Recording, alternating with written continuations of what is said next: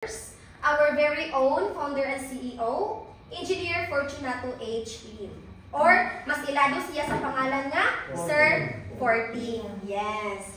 Okay, si Sir Forting na siya itulo ka BODs.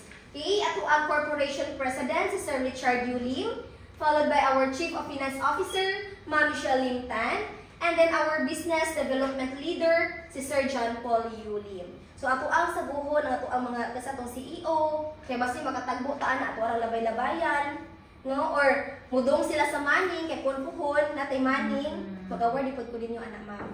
Sa inyong schedule kay buyag-biyak po ang, you know. Yes, of course. Okay. So now, ang Fortune is nag-celebrate na taong 41 years. So makita ninyo sa mapa nga napata sa whole Visayas. And hopefully soon, mo-expand na ta sa Luzon and Mindanao. Sa Mindanao, na natin isa dito, Fortune to siya, Fortune Agrivet, na sa Cagayan, Abora. And then mauna to siya ang Mukati dito sa Mindanao. Okay? And then now, welcome to Chato Di Paz Subdivision, your premier hilltop panoramic view residences. So akong i-explain ninyo kaning mapa nga akong ipanghatag. Okay? So sa may makita ninyo sa mapa? Yellow. Basta may pasabot ani yellow. Sold. Daghan na kaayutag na sold dito sa Chato Di Paz. Naa na lang tay, isa ka pre-selling. Kaning pre-selling na to, pwede ni siya og Victoria, pwede po ni siya og Elizabeth. Okay?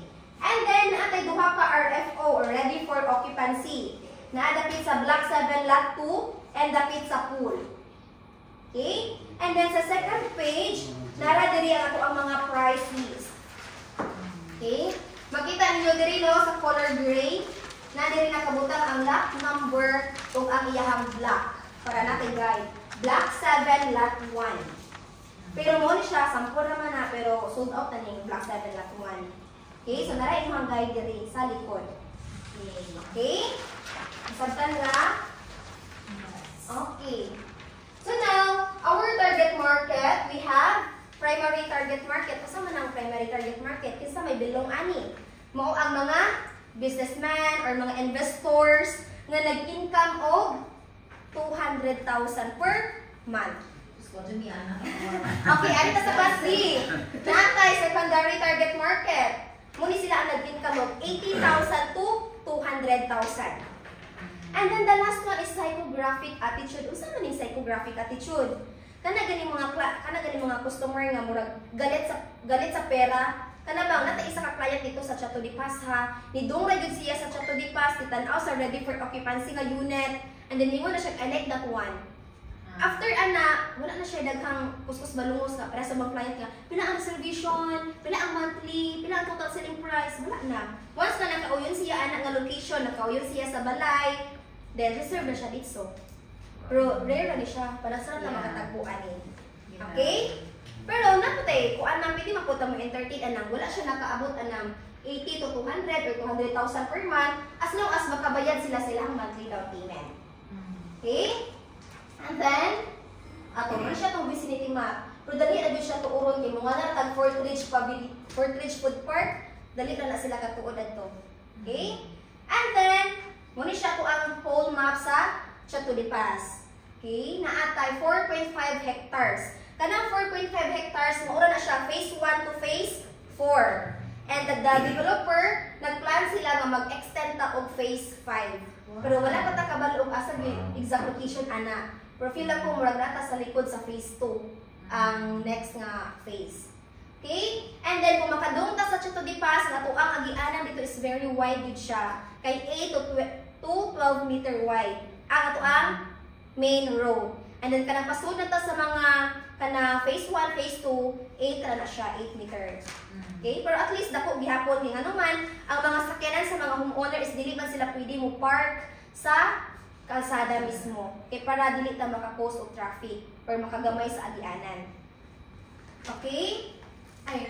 And then, logically designed houses with unique amenities. So, ito ang mga balay dito at ang mga unit dito is naagyo tayo uniformity. No mo na mga client na to, dili sila pwede basta-basta makabuot og tukod kung silang gusto buhaton sa exterior. Kay para dili mawala ato ang uniformity. Pero sa interior, pwede ra kaayo. Pero musabit gyapon sila og plan or design kung unsa ilang plano sa sud sa balay ato sa property management department.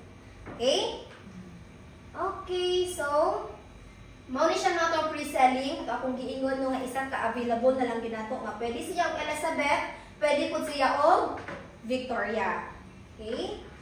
And then daghan niyo og floor plan. Kung gusto ni client ka 5 bedrooms, kaning option ato ang ihatag, which is our best seller. So we have natay floor area nga 125 square meter and then the lot area is 179 square meter. Okay? And then sa ground floor naa siya duha ka room for the guest room and then the maid's quarter. For the second floor naa siya tulo ka bedrooms dito. And then ato ang master's bedroom with walk-in closet. Kana bitaw mo hatag tagana nga floor plan nya mo na itong client ka. Unsa man ang WIC? So, walk-in closet. And then kanang T and B, toilet and bath. Okay. And then the second option we have 4 bedrooms, 1 sa ubos and then nagyapon ang tulo sa taas. And then the third option, 4 bedrooms gihapon. Same ra gyapon sila sa floor area and then the lot area ha. Klase-klase lang jud sila og floor plan. Okay? Pwede ra po ani makasend ninyo ani Ma'am Chris. Yeah, sure. Kung wala sila 3 bedrooms, so ang 3 bedroom inyong ihatag nga floor plan. Okay? And then for Victoria, naputay 5 bedrooms, 4 bedroom, there, and then the 3 bedrooms, and then the last is 3 bedroom gihapon. Kaya po ang diversity ani is 3 to 5 bedrooms man ato sa Chatoripas. Kung Victoria or Elizabeth na unit. Okay? And then, if ganahan si client pagpa-extend og car garage, no magpili lang siya. Pero ato ang standard deliverable is half balcony ra siya, murag pwede ko makatambay gamay, murag isa ra ka chair and then gamay nga table. Pero if ganahan ka nga luag, parihaan na nga 2 car garage, ang amount nato ana is 1,175,000. Congratulations. Okay, no? Garage na ganila sa Chatoripas. Sa tambayan na naman ako. Oh, bayan na para nato lang pinatagbayan na. And then kung 1 car garage, natay 698,000 additional. Okay?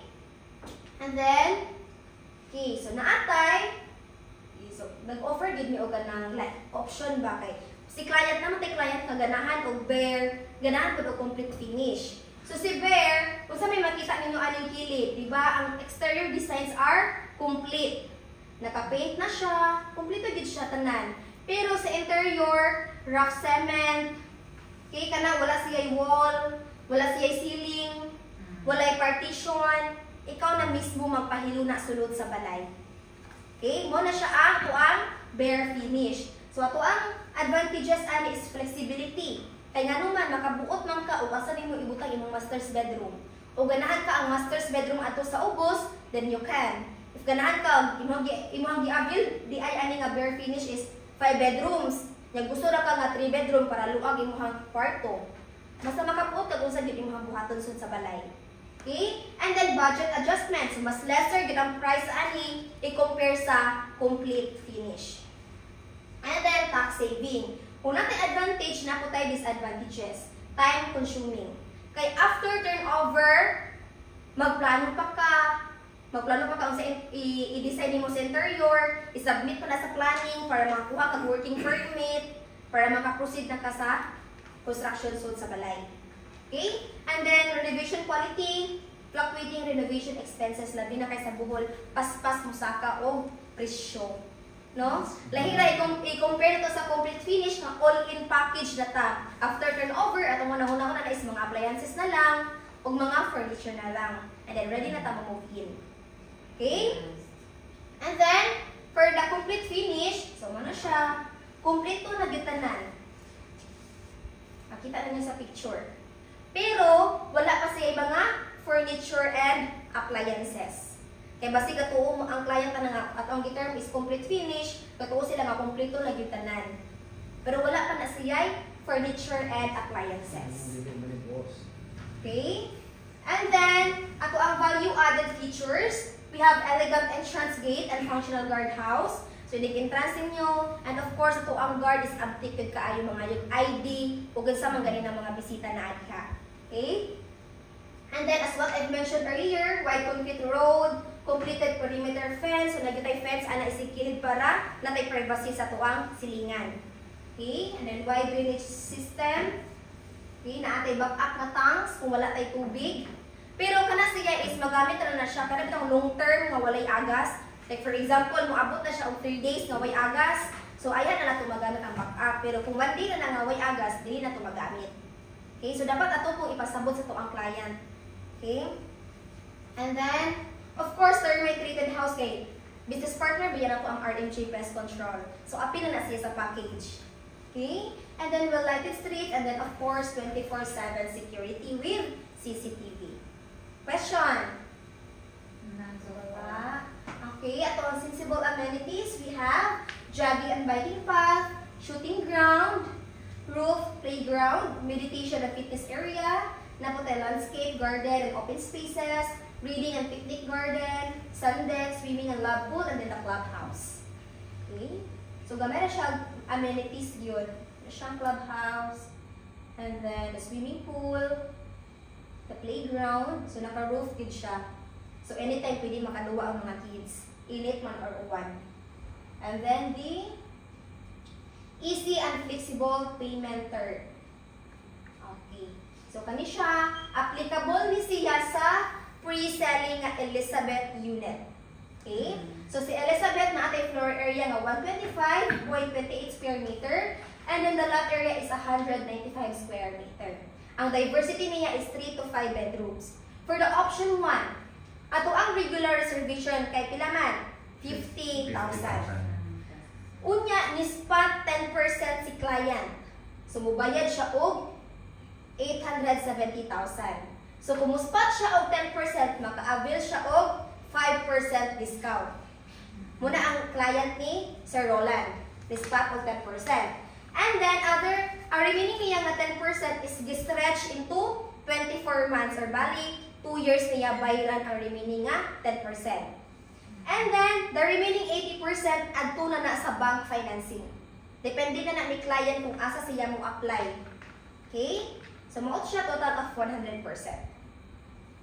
Okay? And then for the second option, ang gispat diba sa una is 10% raman. Sa ikaduhang option is 5% in 2 months. So, bali, this month kita hay magbayad siya og 426. And the next month, magbayad na po siya og 426.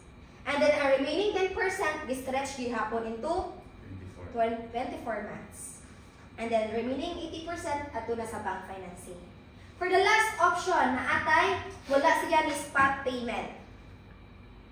Kaya, iyang 20% down payment, gi-stretch na niya dito og 20%. So, bali, mag-monthly si client og 71,000. And then the remaining 80% ato na sa bank financing. Question? Kaya kayo. Kaya kayo. Okay? And then same rin po sila, same rin po ni sa ang Victoria unit. Ang atuag yung kuan ni is 10% spot and then 5% spot or no spot payment. Oh. And then kung spot man gani si client, nagdi sila maabil nga 5% discount. Sa ilahang gi-spot, dili sa total selling price ha, sa ilahang gi-spot ra ng 5%. So, bali 5% anang 1,042,000. Okay? And then, for the ready for occupancy unit, same ra gihapon, pero kung ready for occupancy man gani, ilahang stretch ato, ilahang monthly down payment is stretch ra nato og 12 months or 1 year. So, gamay lagit siya. Kaya nga naman, kung RFO, naka-build naman ang balay. Okay? So, muna nang 10% stretch niya o 12 months or ang total 20% down payment stretch niya o 1 year. So, mag-monthly siya o 149,000. Okay, bukat kaayo. Pero kaya na po na sa mga, sinsilyo na sa mga foreigner, mga farm. Okay. And then, our reservation for any unit at only 50,000. Okay. Wala tayong question sa Chateau de Paras? Wala question. Right na lang. No question. At ato